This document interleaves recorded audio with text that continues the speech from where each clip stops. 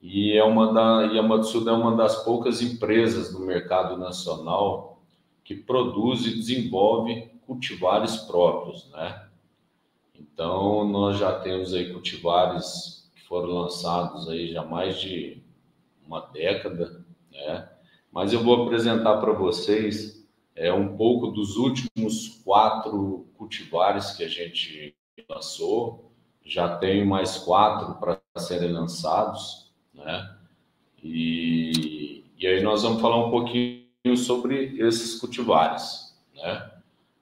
A princípio nós temos aí o paredão, um pânico máximo, né? Hoje é o Mega Tirsus máximo, mudou a nomenclatura.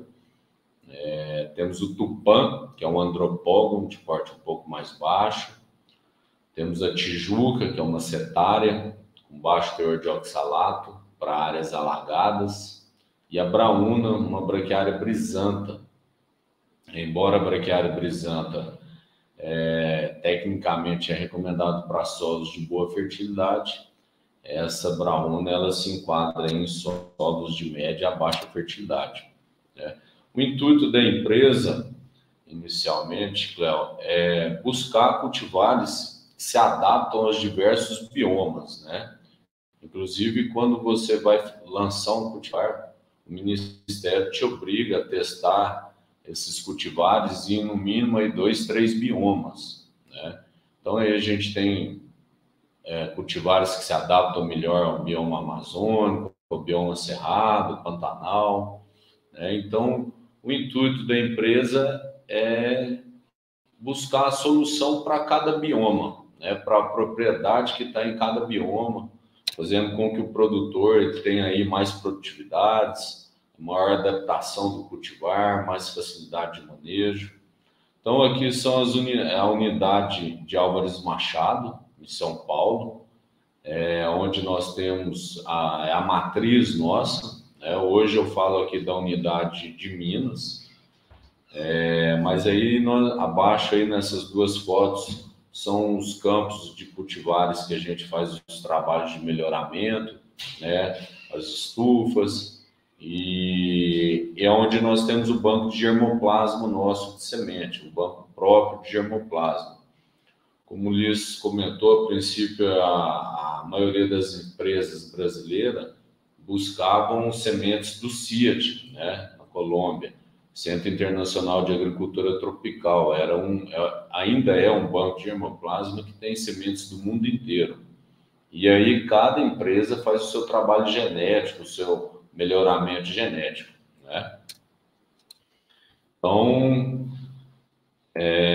nós temos aí a braquiária brisanta Braúna, MG13 Braúna, é um cultivar que foi lançado aí entre 2016 e 2017. É um cultivar de talo extremamente fino, uma excelente relação folha-caule, né? Aqui algumas informações técnicas sobre o cultivar, né? A altura da planta chega a 90 centímetros de altura, e é bom sempre relatar, quando a gente fala em altura de planta, é importante a gente focar na questão de altura de manejo, né? As braquiárias, em geral, tem muitas regiões que o produtor gosta de deixar a braquiária atingir aí quase 1 metro de altura. E, com isso, acaba se perdendo muito na questão da qualidade nutricional, da digestibilidade. Então, os cultivares de braquiárias, em geral, a indicação é nós trabalharmos aí de 40 centímetros para baixo, num geralzão, né? Cada cultivar tem a sua recomendação específica. A Braúna, no caso, a gente trabalha entre 30 e 35 e baixa para 15 centímetros, né? É um cultivar que tem aí a tolerância ao frio médio, mas é uma tolerância à seca extremamente boa, né? Nós temos aí clientes em clima semiárido com 600, 700 milímetros e solo arenoso de média para baixa fertilidade. e ela vai bem vigorosa, um verde bem escuro. Quem vê acha que até adubou, né? Mas normalmente a gente sabe que tem muitos pecuaristas ainda que faz somente uma calagem, não faz adubação de plantio nem a cobertura. Mas a indicação é que se faça todas essas etapas que são fundamentais para um bom cultivo, né? Para que nós tenhamos aí uma boa produção de massa, uma taxa de lotação alta, né? Aqui é o processo de seleção, como o Ulisses já comentou, para desenvolver cada cultivar, para fazer um melhoramento e chegar ao processo de comercialização, são de 10 a 12 anos, né? A gente tem a produção de mudas, o plantio das mudas, as parcelas experimentais, depois a terceira e quarta e quinta geração que vai fazendo as seleções, né, os ensaios de DHE, os ensaios de BCU, que é valor de cultivo e uso, de corte, pastejo, você corta, mede produção de massa, mede ganho de peso, mede taxa de lotação. Então é um trabalho bem demorado, né, que gera um investimento bem alto e são poucas empresas que estão dispostas a fazer isso no mercado de forrageira. Então aqui alguns diferenciais, né? Sempre quando você vai lançar um cultivar, o Ministério te obriga a comparar o que você está lançando com o mais próximo que já existe no mercado. No caso, foi feito um comparativo com o MG4, Matsuda Genética 4, né? Foi um dos primeiros melhoramentos que a Matsuda fez, isso na fim da década de 90 aproximadamente, né? Então, qual que é o maior gargalo do pecuarista, o Cléo? É a questão de colheita da forragem, né? Fazer a colheita na hora certa. Quando você erra o ponto de colheita, essa planta ela se torna, vamos falar assim, com colmo mais grosso, com a relação folha-colmo desfavorável, né? A gente precisa ter uma alta relação folha-colmo e acaba se tornando o inverso. Então, como um dos gargalos da pecuária, tanto de corte quanto de leite, para quem trabalha animais a pasto, é a colheita, a Matsuda busca sempre trabalhar o desenvolvimento de plantas com talo fino, com colmo fino, né? E melhorando essa relação folha-caule. Então, aí, comparando com o MG4, nós conseguimos reduzir o diâmetro do colmo de 2,5 para aproximadamente 1,7. Né? Então, foi uma redução de 32% no colmo da folha, da planta. Quanto mais fino o colmo, melhor vai ser a minha relação folha-caule. Né? O que faz o animal ganhar peso e melhorar o consumo e digestibilidade alta é o consumo de folha. Então, nós temos que ter pouco caule e muita folha, né? Então, aí a melhoria na relação da folha-colmo, isso auxilia bastante na colheita, né? Auxilia bastante no ganho de peso, na conversão alimentar, na digestibilidade. Então, nós tivemos um acréscimo aí de 20% a mais de folha, resultando em um ganho de peso a mais, né?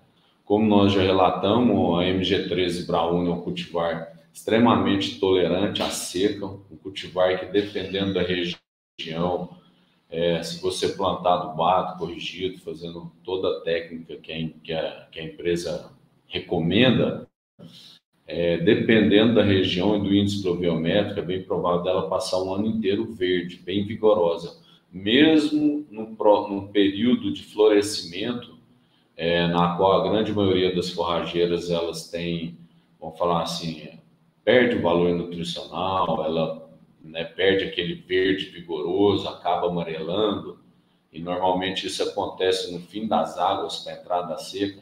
A MG13 Braune ela consegue segurar mais a qualidade nutricional, né? Então, na entrada da seca, você tem uma planta mais verde, mais vigorosa, com um valor nutricional melhor, e, consequentemente, vamos falar assim, adiando a entrada do uso do proteinado, né? que quando a planta seca e perde o valor nutricional, a indicação já é entrar com proteinado para suprir esse baixo valor nutricional da forragem, principalmente a questão da proteína. É um cultivar que a gente usa muito, tem indicado muito na integração lavoura-pecuária, né? Abaixo aí à esquerda a gente observa uma palhada de braúna com um plantio de soja, né?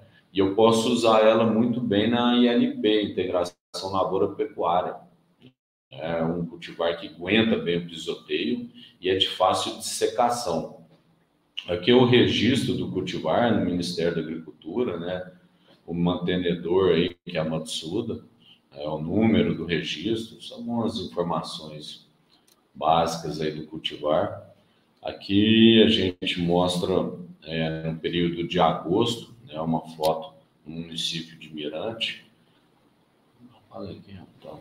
E comparando com a braúna, a gente observa, isso em Mirante de Parapanema, a gente observa que é uma planta que, mesmo no pico da seca, né, agosto, setembro, ela está com verde bem vigoroso. Isso aí, além de ter um consumo maior de forragem, né, ela acaba tendo uma conversão, uma aceitabilidade maior dos animais, consequentemente, maior ganho de peso. Né? E a avaliação de produtividade, o ganho de peso na chuva e nas águas, né? Braúna, comparando com a MG4, ganhou 700 gramas contra a MG4 650, na seca 375, contra a MG4 285. Então, na seca, ela se mostrou bem, devido a esse vigor, ela se mostrou com uma produtividade bem superior, né? E nas águas foi só 8% superior. Na seca, nós observamos aí 32% a mais de produtividade, né? O ganho de peso animal. Então, isso aí é um resultado muito, muito satisfatório para a empresa. Avaliação de produtividade é a taxa de lotação, né? 2 UA e meia com a braúna contra 2,3, um pequeno acréscimo de 4%, porém na seca a taxa de lotação foi bem superior, né? Quase 19% aí a mais do que a MG4. Então ela se mostra bem, vamos falar assim, bem vigorosa, bem produtiva mesmo no período da seca. Aí um comparativo, né, da braúna com a MG4. Então, só resumindo, é um cultivar que a gente tem indicado muito para substituir decumbens e para quem trabalha com integração, às vezes substituir a rusiziense, né? Quando se fala de plantio direto, produzir palhada de boa qualidade, normalmente o produtor usa muito a rusiziense, que é uma braquiária de fácil dissecação. E a gente tem usado com muito sucesso a braúna, devido a essa facilidade de secação e devido a esse ganho de peso no período da seca, que é um período que normalmente é entre safra, né? Que a maioria das braquiárias cai muito a produção de massa, cai o valor nutricional, a braúna ela tem esse grande vigor. Então esse é o principal, vou falar assim, a principal característica dela, né? Então, agora vamos para o pânico, né? Megatirsus, pânico, paredão, MG12 paredão. É um cultivar que veio para brigar com o Mombaça, né? O Mombaça já tá no Brasil aí há bastante tempo, né? Entrou aí por volta da metade da década de 90, para o fim da década de 90. Então já era um cultivar bem antigo. A princípio, a Embrapa lançou a Tanzânia, depois veio e lançou o Mombaça. A Tanzânia dava bastante problemas em solos mal drenados, devido ao fungo bipolar, também estava dando bastante mancha nas folhas. E aí lançaram o Mombaça, que tolerava um solo mal drenado e que já estava mais de 30 anos no mercado. Então, a Matsuda vem inovando aí mais uma vez. Nós lançamos um MG12 paredão, uma planta de porte alto, dá para ser utilizado tanto no pastejo quanto para ensilagem, né? A indicação aí para fazer silagem por volta de 1,80 m, 1,90 m, para você unir alta produção de massa com bom valor nutricional. É uma planta de excelente digestibilidade, aí na faixa de 55% a 59% de digestibilidade in vitro, né? Mas o grande diferencial do paredão, pessoal, é a produção de massa. Ele chega a produzir 35 toneladas de matéria seca, né? Isso aí dá um acréscimo de 20% a mais que o Mombaça, quando comparado os dois cultivares. Aqui o processo de seleção da MG12 paredão, né? O banco de germoplasma, multiplicação das mudas, os plantios das mudas, parcelas experimentais, o DHE na sexta, sétima geração, depois os ensaios de BCU, que é obrigado todo cultivar que a empresa vai lançar, o Ministério te obriga a fazer o BCU, você tem que passar essas informações, né, do valor de corte e uso, e a análise de envios dos documentos para o Ministério, fazer o registro. Então, são 10 a 12 anos, né, para a gente conseguir desenvolver o cultivar. Quais as principais vantagens sobre o Mombaça? O MG12 paredão, nós conseguimos reduzir os internódios, né? Aí a gente, vou botar aqui, a gente conseguiu reduzir aí de 30,7 para 22 centímetros. Os internódios é onde vai originar as folhas, né? Então, quanto mais curto o internódio, melhor a minha relação folha-caule. Então, nós conseguimos reduzir aí 27% o internódio. Além dele produzir mais massa que o Mombaça, nós conseguimos produzir uma melhor relação folha-caule, folha comum, né? Isso aí facilitando a colheita, facilitando o ganho de peso, que normalmente é onde o pecuarista mais erra, né? Outra grande característica do MG12 paredão é a presença de jossal. Jossal é essa pilosidade na base da planta, né? Isso aí é uma barreira, uma defesa física da planta contra o ataque de cigarrinha. Além da pilosidade, a MG12 ela tem uma antibiose muito boa, né? Antibiose é quando a planta, vamos falar assim, ela tem um menor ataque de insetos, né? A aceitabilidade dela para os insetos não é tão boa, dos insetos para a planta não é tão boa. Então, é uma planta que tem bem menos ataque de pragas e insetos do que uma Mombaça, né, ou do que uma Tanzânia, né? Então, assim, as principais características é a alta produção de massa, resistência à cigarrinha, é um cultivar que aguenta bastante pisoteio. Aqui na Fazenda Matsuda nós chegamos a trabalhar em 10, 12 UA no período das águas. No período da seca nós conseguimos rodar aí 3 UA e meia, né, com adubação aí mensal de quase 160 quilos de ureia. Os outros níveis de fósforo, cálcio, magnésio bem corrigidos, potássio, né, que são fundamentais para a gente trabalhar taxas de lotação alta. Mas é um cultivar que tem um sistema articular bem agressivo, bem profundo, né, uma rebrota muito rápida. Nós temos clientes aí que até em áreas sombreadas o MG12 está indo bem. Faz o pastejo, baixa, tira o gado, com 12, 15 dias já está retornando o gado no pastejo. E a maioria está muito satisfeita. O que nós temos notado aí no ganho de peso, né? 850 gramas contra 790 do Mombaça, no período das águas. Na seca, 366 gramas dia contra 276. Por que essa diferença grande, principalmente no período da seca, pessoal? Aqui foi um pouquinho mais que 50 gramas, né, no período da seca, mas nas águas aí deu quase 100 gramas de ganho de peso a mais. Tudo isso devido à relação folha-caule. Uma planta que tem bastante folhas mais largas, hastes de folhas bem compridas, né? Então, quando você melhora essa relação folha-caule, você acaba tendo um ganho de peso e um consumo maior de forragem, principalmente no período da seca, né? Onde a planta lignifica, perde a palatabilidade, acaba reduzindo um pouco o consumo, perde o valor proteico, mas mesmo assim ele superou bem o Mombasa. Então isso aí é uma grande vantagem.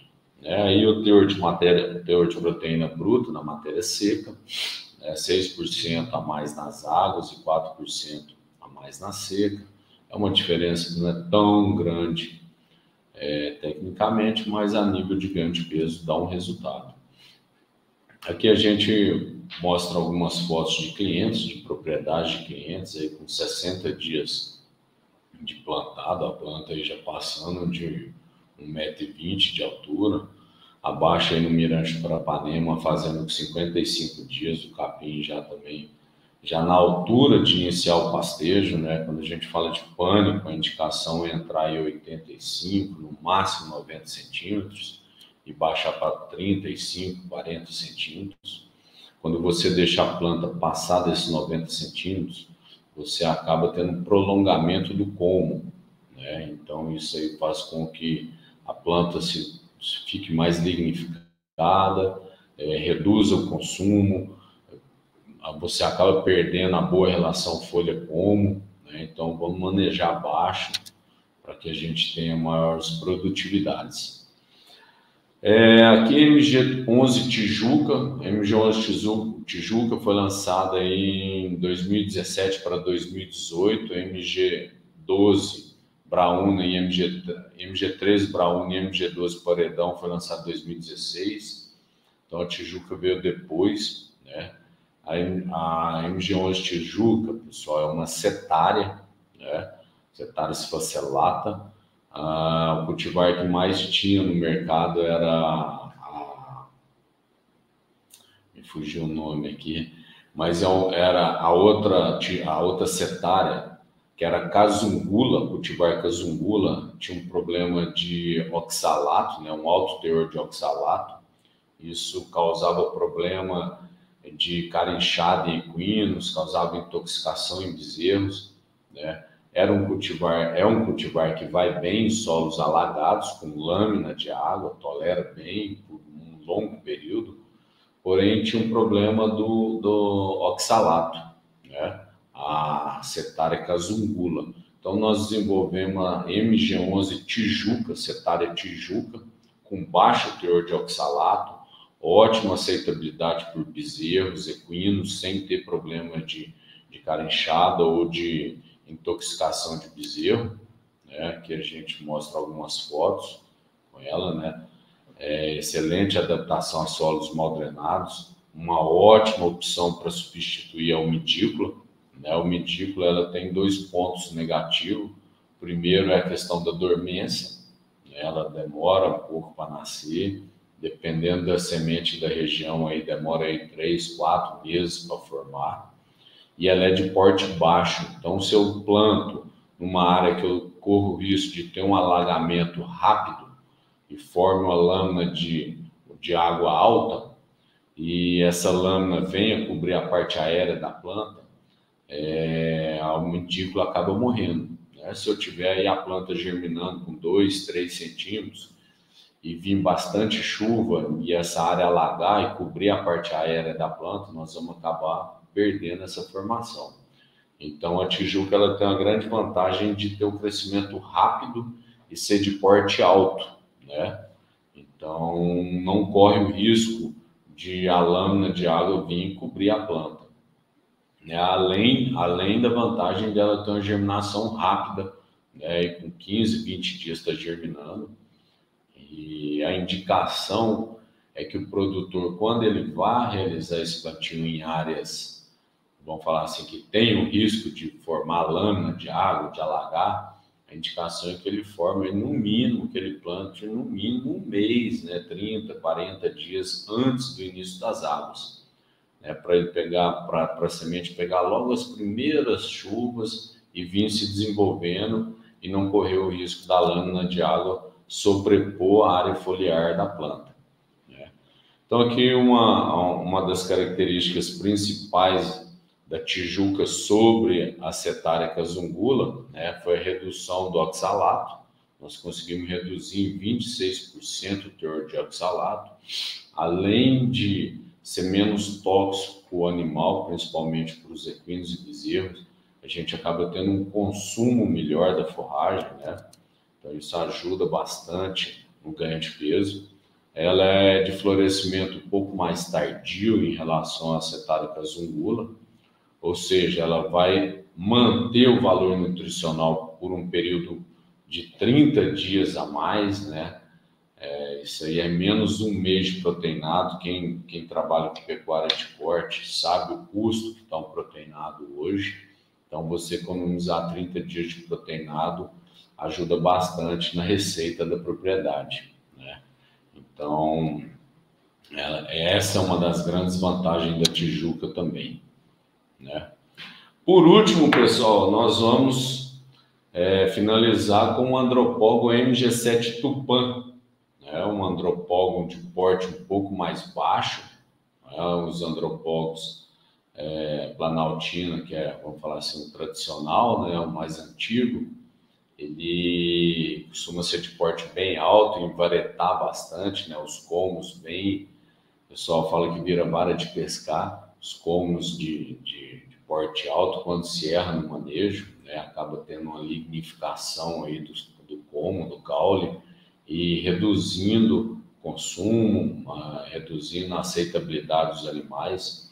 Então, o MG7 Tupã veio para mudar um pouco esses cultivares aí, ou a Planaltina, né? Substituir a Planaltina com sucesso. É uma planta de porte alto ainda, mas mais baixo que o Planaltina. Mas o Tupã tem uma produção de matéria seca muito boa, chega a 20 toneladas de matéria seca, aí, com teor de proteína na faixa de 10% no período das águas, né? É uma planta, quando a gente fala de solo cascalhado, baixo índice pluviométrico e baixa fertilidade, a primeira coisa que vem na indicação de um técnico é o andropógon, né? Então, não diferente do andropógon Planaltina, o Tupã veio para essas mesmas indicações, né? Ou baixo índice pluviométrico, né? Solos pedregosos, baixa fertilidade, mas ele veio para substituir, para melhorar, né, o cultivar, né? Trabalhar uma relação folha-caule melhor, né? Aí nós tivemos a redução da planta de 3 metros para 2,60 metros. É uma planta de porte um pouco mais baixo, porém a touceira um pouco mais larga, mais perfilhos, melhor relação folha-caule. Tudo isso para facilitar a colheita do produtor, facilitar o manejo. A grande diferença do Tupã, a superioridade do Tupã em relação à Planaltina, né? A largura de lâmina foliar de 1,8 passou para 3,2, quase dobrou a largura da folha, né? E o comprimento de lâmina foliar de 64 centímetros para 87. Então, sempre a busca por uma planta de melhor relação folha-caule, né? Facilitando a colheita, facilitando a conversão alimentar e tudo isso resultando em produtividades ao produtor, né? Melhorando a produtividade. Então, a gente vem encerrar, agradecer a todos pela presença, né? Espero que tenham passado um pouco o recado nosso.